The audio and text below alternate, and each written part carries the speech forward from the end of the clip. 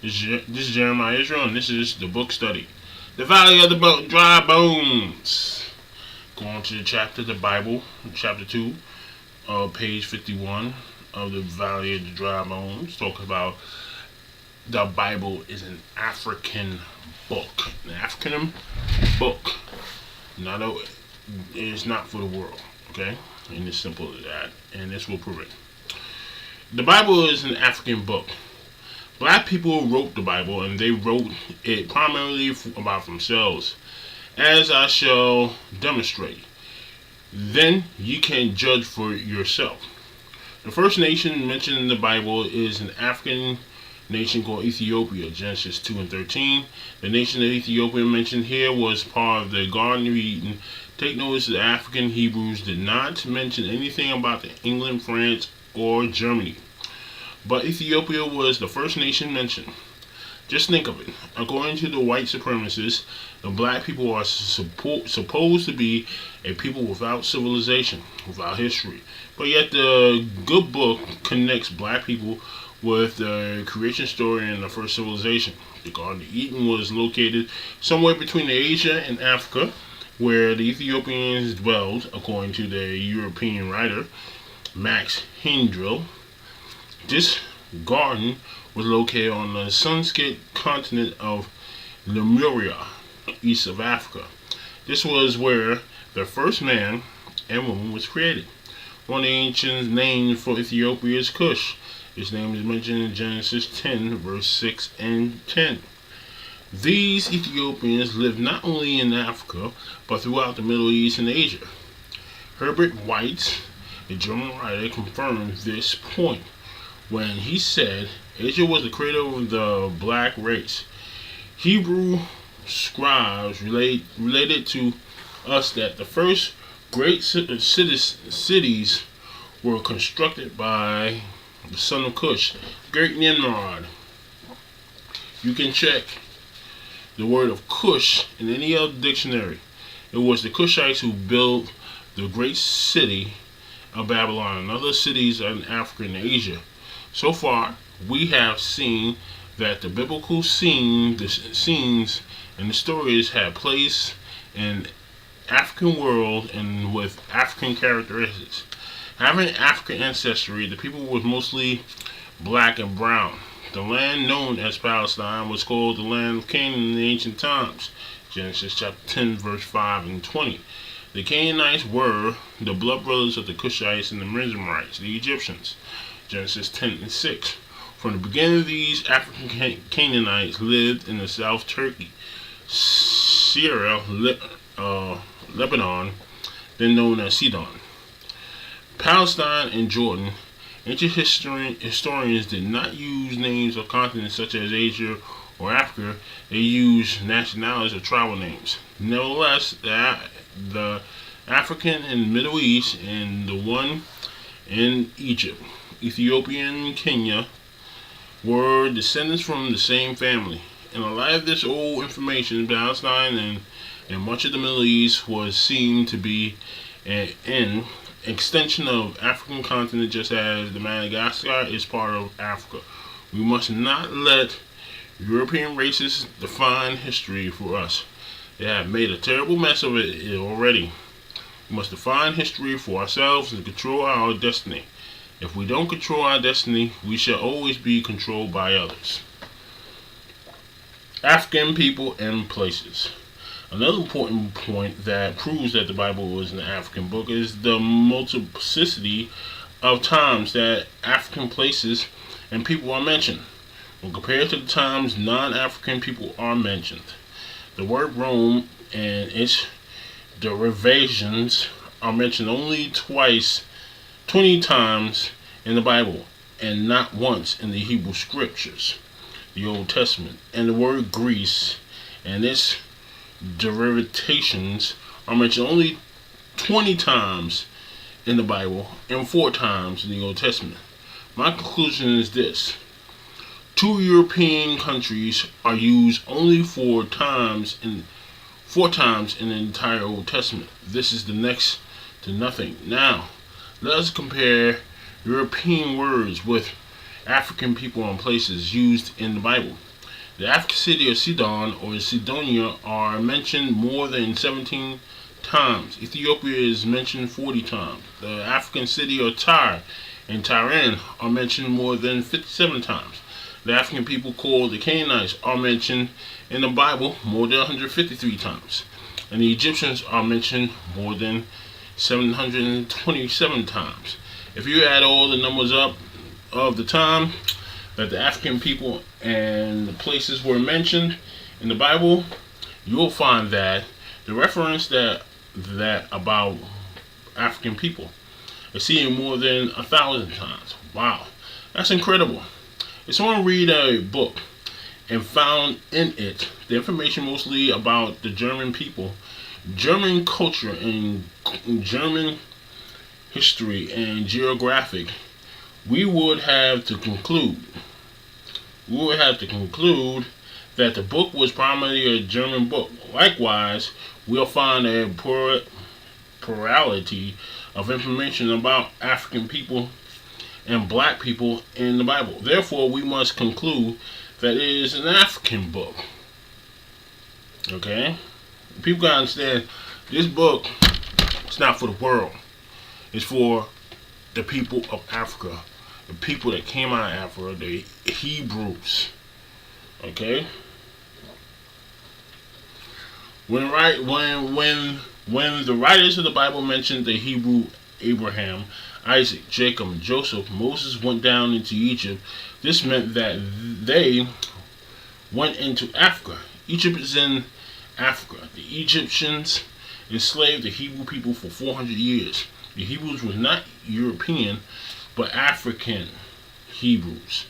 Moses, the Hebrew liberator and lawgiver, led his people out of Africa, nation of Egypt, to the wilderness of Sinai, the peninsula east of Egypt. Like Palestine, Sinai is a part of Africa. The prophet Ezekiel knew this when he said, "Like as I, the Lord, pleaded with your fathers in the wilderness of Egypt." Ezekiel 20:36. The wilderness of the land of Egypt is a peninsula of Sinai. Hence, is a part of Africa. There's one question often asked of me: were the ancient Israelites or white people in the biblical days? The answer to this question is absolutely no. I have no doubt about my convictions and no reason to lie. The Europeans had the reason to lie to develop white supremacy. They lied about the truth after they made it illegal for a black man to learn to read during slavery times. This event took place when the white prevented the blacks from defending themselves. They reinforced their lie by placing white pictures throughout the Bible, placing white pictures on religious calendars, and producing lily white television programs and religious movies. As a result of their insidious, overt deception, the modern generation, white and black, just assume without the facts that the ancient Hebrews were white. As the Bible indicated, definitely the color of the Hebrews. This question is important because the Hebrews are the central figure upon whom the Bible is based and maintained in Abraham and Isaac and Jacob and Isaac, Ishmael, the father of the Arabs, Moses, Solomon, Jeremiah, Daniel, Jesus, and the entire nation of the Hebrews were a black people. And I shall give you proof to support my position. Some writing contend that the Hebrews were a white people, but they don't offer any proof. I think that it is a shame when a writer makes a statement yet doesn't have the respect for the reader to evince some proof. For most of my evidence, I shall cite the Bible. It is possible for me to render many other historical sources.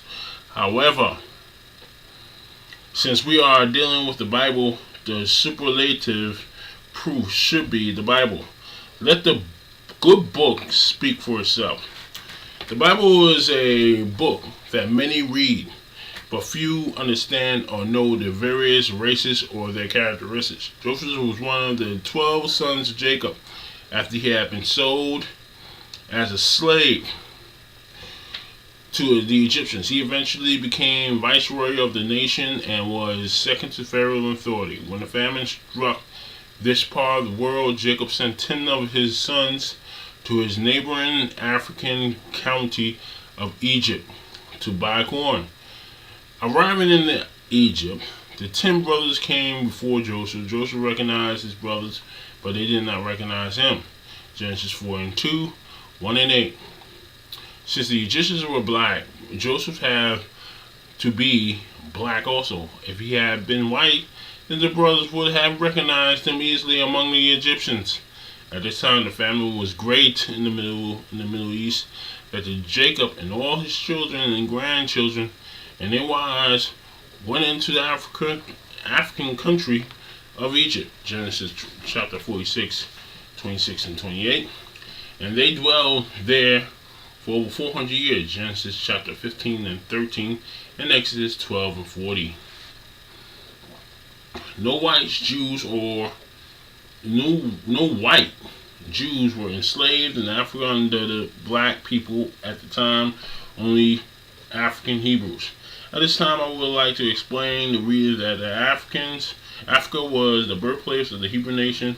This birth was not in Europe nor in some remote place in Asia, but on the Nile River in Africa. In the light of the information, I say everyone who has been brainwashed that he should cease thinking that the original Hebrews was some color other than black.